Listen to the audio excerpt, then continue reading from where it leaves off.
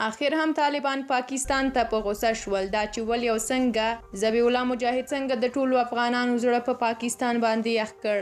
هر څه په ویډیو کې وګورئ او چینل هم ته اوس سبسکرایب کړئ.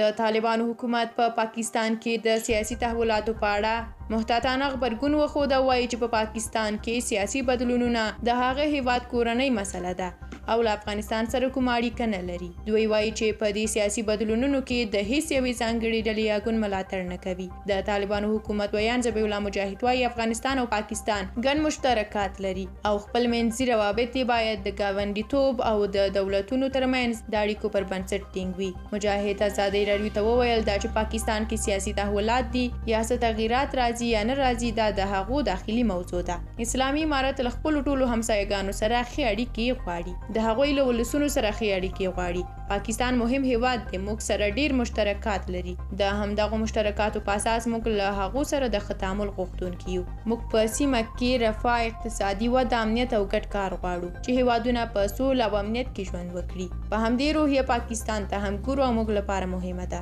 مجاهد دا څرګندونې داسې مهال کوي چې د پاکستان سرپرست صدر اعظم عمران خان په وار وار د طالبانو د حکومت ښکاره ملاتړ کړی دی.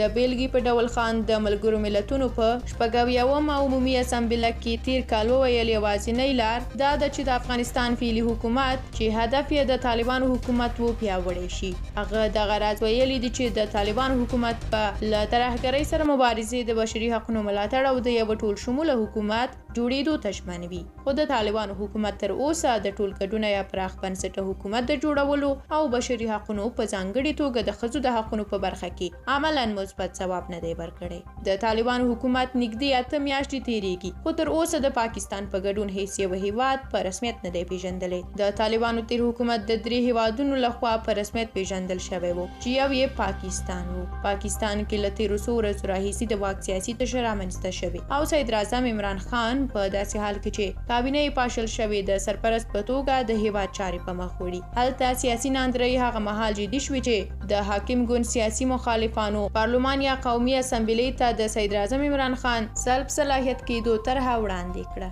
درنو لیدونکو له تاسو ټولو مننه چې د سوله افغان یوټیوب چینل ویډیوګانې ګورئ. په پاکستان کې دغه ډول ناندرۍ او د طالبانو دغه ډول غبرګون په اړه تاسو خپل نظریات په کومنټ کې ولیکئ. موږ هم ستاسو نظرونه، کومنټونه، غبرګونونه، ویناوې ټول لولو. زه په بلې ویډیو کې بیا راځم. تر هغه تاسو ښه وخت ولرئ.